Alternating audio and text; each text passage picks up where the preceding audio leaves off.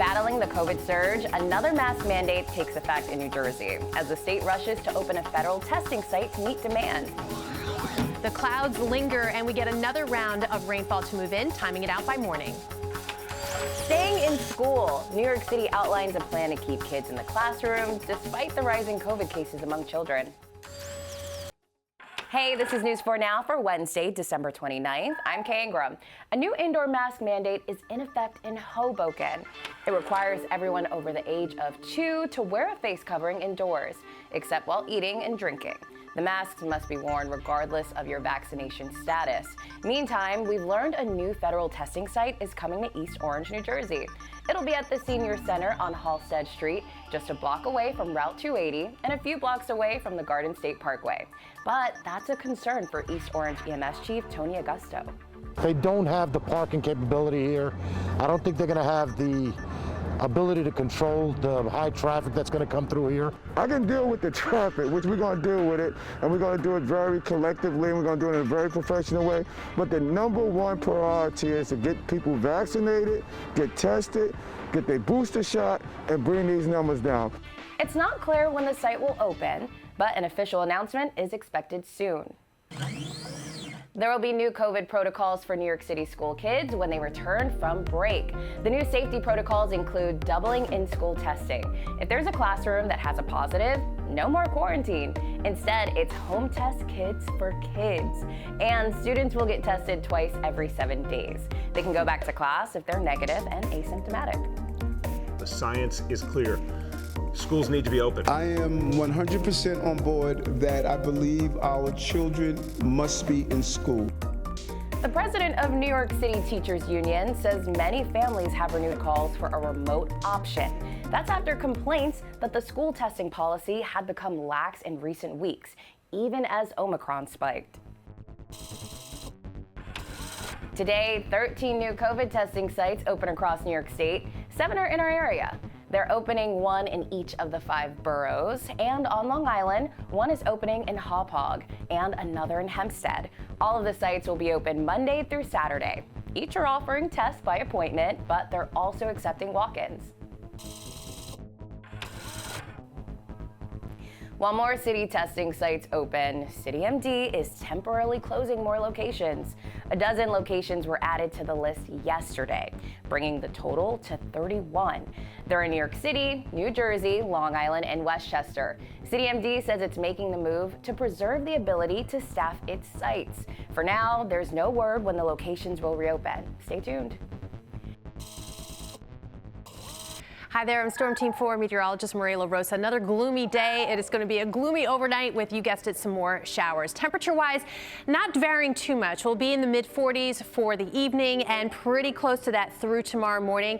And there'll be that chance to see some of the wet weather. Timing it out for you, mainly dry for the evening, maybe some drizzle. And then the showers that we're expecting, pushing mainly to the south. But from the city through central Jersey along Long Island, that's the best chance to see some of that overnight. And then we'll get another round of scattered showers for tomorrow afternoon and evening. But it should be all rain showers. Temperatures are going to be above freezing. Into the low 40s for the city for lows, 39 in White Plains, even into the mid 30s from Sussex and Poughkeepsie. Long Island looking at temperatures into the 40s as well as down the shore.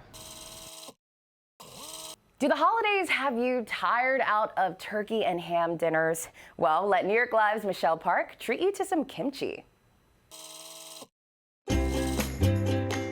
Ask any Korean, kimchi is a must-have at every Korean meal. There's even a local group trying to make New Jersey the second state in the U.S. to give kimchi its own holiday. But what is it, and why is it such a staple in Korean cuisine? Well, we're about to find out. Hi, Amy. Hi, Michelle. Thank you for having us over to your home. Thanks for coming. But as you can see, we are in the great outdoors because if you're gonna make kimchi the traditional Korean way, You gotta be outdoors. you gotta be outside. So kimjang is when Koreans make a ton of kimchi at one time, which is what we're kind of doing with you today. Yeah, so this is about the time of the year that they have kimjang, and yeah, it's a communal activity where families get together, make like loads of kimchi to hold them through the winter season. Mom, I hope you're watching this. I feel like you're gonna be really proud. So now we're going to rinse it, and then we're gonna salt it. This is called the kimchi squat, and it's literally called the kimchi squat because the Korean moms squat like this to make kimchi. Fun Korean fact. So, of course, the key ingredient is the red pepper. This is Korean red pepper Yes. specifically. Well done. Okay, and this is where we put the gloves on. Look at these. I love these are kimchi gloves.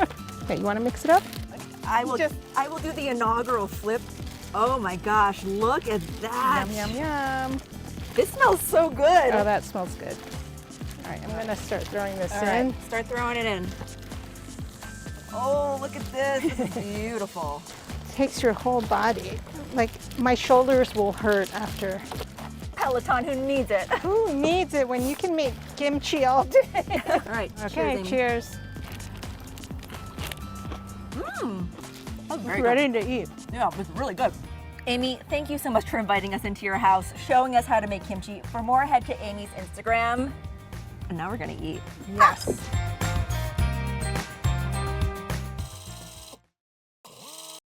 Now, we are just a few days away from New Year's Eve, but before you welcome in the new, you've got to dump out the old, right?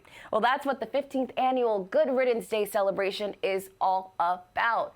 People write down their unhappy, unwanted memories from this year and burn them. How popular do you think COVID is on those lists? News 4's Adam Harding found out. Who wants to get rid of COVID, right? That's something we can all agree on that we want to get rid of. Let's burn it. They are the unwanted memories Ready to say good riddance? Here we go. Put it in there. thrown into the fire. Saying good riddance to COVID. The Rosado family will tell you it has certainly been a rough few years. Gosh, lockdown, virtual school, work from home, everything. And you're just gonna get rid of it all? Absolutely. Are we ready to burn? I said good riddance to COVID because I feel like it's definitely impacted my teenage years, so I won't be able to have like regular memories. I said I want to get rid of COVID because I can't do anything now because you have to wear a mask everywhere and stuff. From stress and anxiety to bad vibes, unemployment, those who don't wear masks on the subway, even an ex-boyfriend. We should leave all the negativity in 2021. I love that. One by one, they wrote down what they're saying good riddance to. COVID and quarantine. I'm a teacher, and it's done a job on teachers and families and kids. Never again. Goodbye. I'd like to get rid of the people in my life that don't make me feel like the best version of myself. I just wrote mean people. I have not being able to hang out with my friends because of COVID. I have held iPads for 2 years in the ICU. Sarah Dean is from Nashville. She's hoping to never again see families saying goodbye to their loved ones over an iPad that she is holding. I've been a nurse for 6 years, and this has easily been the hardest 2 years of my life. Who's next? The backdrop for the burning, a COVID testing site, and where the city and the world will be ringing in the new year. I think that it'll be a start of something new, and hopefully we can grow from what we've learned, and yeah. Good riddance. Yeah. And what a great way to bring in 2022. In Times Square, I'm Adam Harding, News 4, New York. Get rid of the negativity of 2021. All right, friends, thanks for joining us. We'll see you back here tomorrow.